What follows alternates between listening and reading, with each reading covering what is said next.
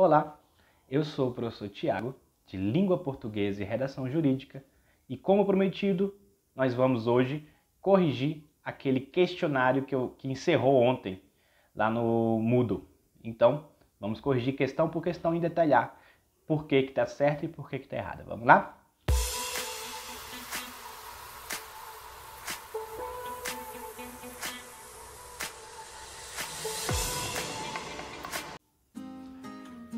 Só para lembrar, as questões lá são embaralhadas, ou seja, não aparecem na mesma ordem para todos os alunos. Então, as questões que eu vou falar aqui não vai estar na ordem que você fez. Provavelmente não vai estar na ordem que você fez. E outra questão é que as opções também não vão aparecer na ordem, ou seja, não dá para você se basear em letras A, B, C, ou D ou E, que está correto ou errado. Então, se baseiem no que eu vou falar.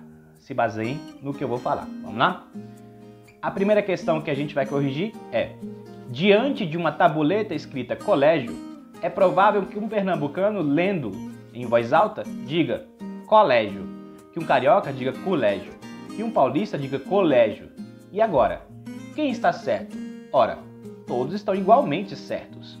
O que acontece é que toda a língua do mundo existe um fenômeno chamado variação. Isto é, nenhuma língua é falada do mesmo jeito em todos os lugares. Assim como nem todas as pessoas falam a própria língua de modo idêntico. A afirmação acima remete a um mito existente na língua portuguesa, o mito de que todos devemos falar de acordo com a escrita da nossa língua.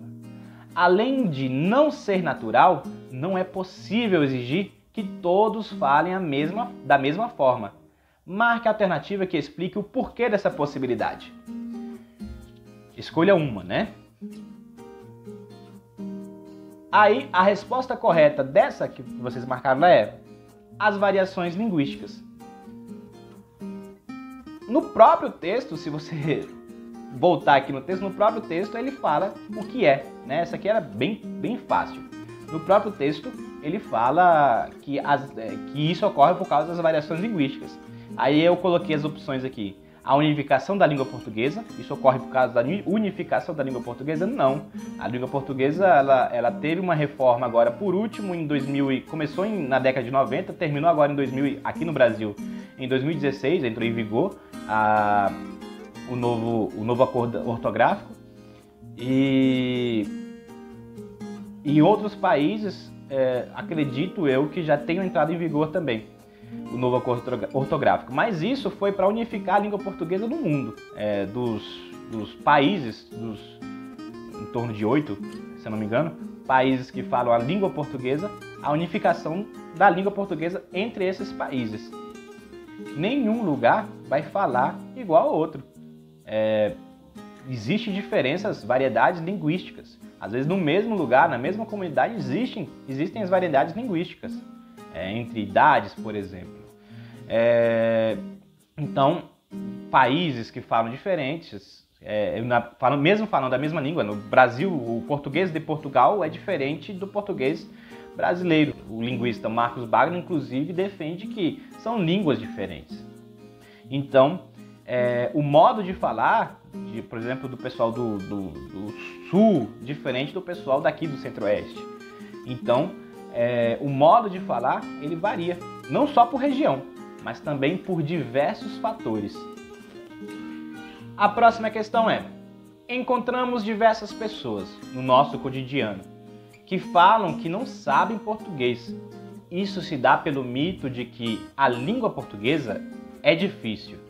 Na verdade, existe uma língua padrão elitizada que funciona também para a opressão das classes mais carentes. Marque a opção incorreta em relação à afirmação de Marcos Wagner sobre esse mito. Então, nós temos uma série de informações corretas e uma incorreta para achar aqui. E a incorreta é: o português deve ser estudado pelos seus falantes para que haja um entendimento efetivo da língua falada. Marcos Wagner nunca afirmaria essa opção, né? Ao contrário do que está escrito aqui, Marcos Wagner fala que mesmo aqueles que não estudam a fundo a língua portuguesa, mesmo aqueles que não foram nem à escola estudar a língua portuguesa, as regras da língua portuguesa, a gramática da língua portuguesa, mesmo esses sabem a língua portuguesa. É natural que o ser humano, que nós falantes, saibamos a nossa própria língua, a nossa língua materna. Então, não tem sentido essa afirmação. Então, essa é a incorreta. Essa não é tão difícil, é um pouquinho mais complicada que a outra, mas é bem facinha também, dá para entender. A próxima questão. Ninguém inventa regras por si próprio. Mesmo o mais miserável dos falantes, que jamais entrou numa escola e jamais conviveu com falantes de outras variedades sociais, domina uma gramática completa.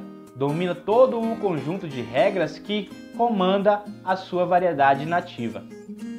Um conjunto que começa a se consolidar a partir dos 2 anos de idade. Essa afirmação é do Faraco. Marque a alternativa que explique a afirmação acima. A afirmativa que explica essa é: existem diversas gramáticas em uma língua. Depende das variedades linguísticas. A gramática é natural. O que ele quis falar aqui é que, por exemplo, no WhatsApp, existem aquelas reduções, aquelas abreviações de palavras. E existe uma regra implícita para se fazer isso, né? Você não pode reduzir, você não pode abreviar você com VO. Não dá certo, né?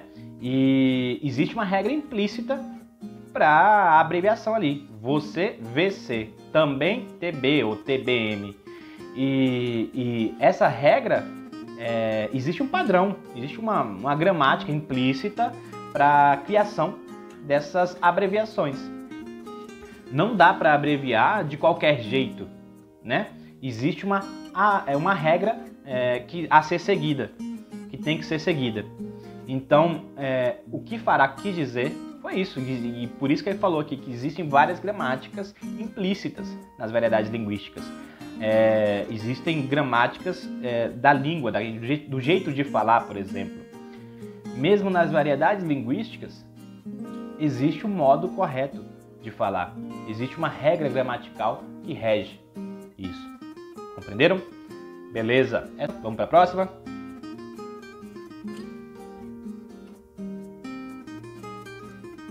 A próxima questão. Aparece o texto: até quando? Não adianta olhar para o céu com muita fé e pouca luta. Levanta aí que você tem muito protesto para fazer e muita greve. Você pode, você deve. Não adianta olhar para o chão, virar a cara para não ver.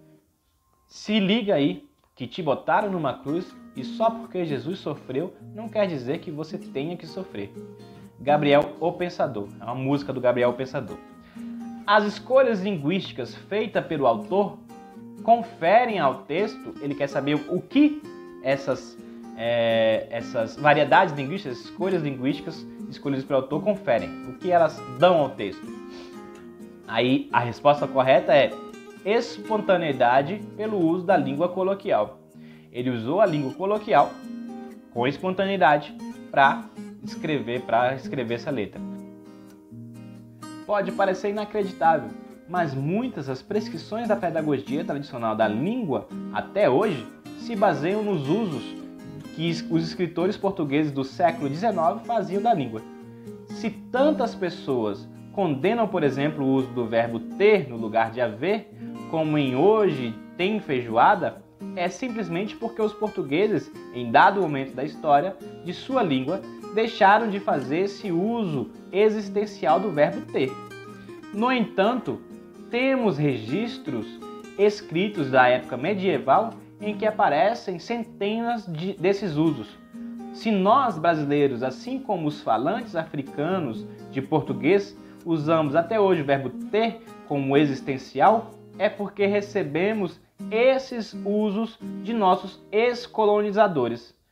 Não faz sentido imaginar que os brasileiros os brasileiros, angolanos e moçambicanos decidam se juntar para errar na mesma coisa.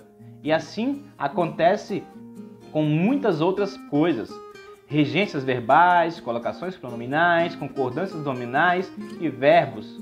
Temos uma língua própria, mas ainda somos obrigados a seguir uma gramática normativa de outra língua diferente. Às vésperas de comemorarmos nosso bicentenário de independência, não faz sentido continuar rejeitando o que é nosso para só aceitar o que vem de fora. Não faz sentido rejeitar a língua de 190 milhões de brasileiros para considerar certo o que é usado por menos de 10 milhões de portugueses. Só na cidade de São Paulo temos mais falantes de português que em toda a Europa. A afirmação de Marcos Wagner aqui ele parece um pouco forte, né?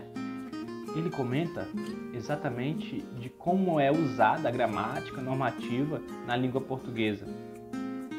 Ela segue ainda, até hoje, uma gramática que não é nossa. E eu falei nas questões passadas aqui que ele fala que nós falamos outra língua e ele coloca aqui, nós falamos outra língua, é uma língua diferente. E uma das nossas aulas eu falei de uma outra afirmação de Marcos Wagner, que ele fala que nós falamos muito mais próximo dos nossos colonizadores lá no começo, há 500 anos atrás, do que os portugueses hoje em dia. Ele fala aqui do verbo ter, usado como haver. Então, isso na língua portuguesa, gramaticalmente, a gramática normativa nos coloca como um erro, quando na verdade é uma forma nossa de falar. E é uma forma antiga dos portugueses falarem também. Há 100 a 200 anos atrás, eles pararam de falar o verbo ter para falar o verbo haver. E nós continuamos, assim como os moçambicanos e os angolanos. Então, ele fala que essa mudança gramatical tem que se adaptar. O que ele quer falar aqui é basicamente isso. Que essa mudança gramatical tem que adaptar a gramática normativa. E nós não temos, e não nós nos adaptarmos à gramática. A gramática adaptar o falante. Nós falamos assim. Hoje, todo mundo fala o verbo ter no lugar do verbo haver. E nós falamos assim hoje. Isso deveria, segundo Marcos Wagner, claro, isso deveria ser considerado correto. Tá? Para ele, isso deveria ser considerado correto. Vamos para a próxima questão.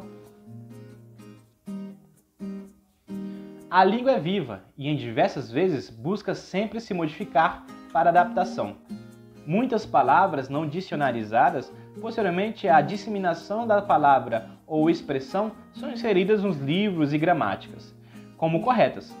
Assim, ocorreu, por exemplo, com vassoura, que com o processo histórico da língua e a semelhança linguística entre os fonemas da letra B e V, hoje chamamos de vassoura. Nesse sentido, podemos observar que a língua... Essa questão aqui é facinha, né, pessoal? A língua é independente da gramática, pois é viva, pode modificar a gramática através de mudanças. É o que eu acabei de falar na questão anterior. A língua, ela modifica, ela vai modificando. E já houveram diversas mudanças gramaticais por causa dos falantes, por causa do modo que falamos. Independente da gramática, o modo de falar, ela vai modificar de alguma forma o que é correto e o que é errado. Vamos para a próxima questão? Então, a última questão que vamos comentar hoje, o mito abordado no livro Preconceito Linguístico de Marcos Wagner, de que a língua portuguesa é única, uma unidade, que todos os falantes dessa língua compreendem-se, é prejudicial à sociedade. Marque a alternativa que justifique esse posicionamento do autor diante desse mito. Então, a correta é: no Brasil existe uma variedade linguística que é privilegiada e preterível diante das outras. Ou seja, existe uma variedade linguística que a gente chama de norma culta, que ela é colocada como se todos tivessem que falar só essa variedade. Assim, nem todos têm acesso a essa variedade linguística padrão. Esses que não têm acesso à língua padrão não compreendem diversos documentos e campanhas públicas que poderiam ajudá-lo. Um desses exemplos é a própria Constituição Federal, que é escrita em uma língua que só uma parcela da população pode compreender. Quando ele fala aqui da Constituição Federal, é que a Constituição Federal é escrita numa norma bem culta. E isso impossibilita o acesso de todos a essa Constituição. Nem todos conseguem compreender, mas eles consideram que todos saibam, que todos falam daquela forma. Então fica difícil de algumas pessoas conseguirem compreender alguns documentos oficiais, por exemplo, né? Então, pessoal, encerramos aqui este questionário. Essa aqui foi a correção das questões para que vocês possam tirar qualquer dúvida que tenha ficado. Espero que tenham entendido. Então, até mais, pessoal. Tchau, tchau.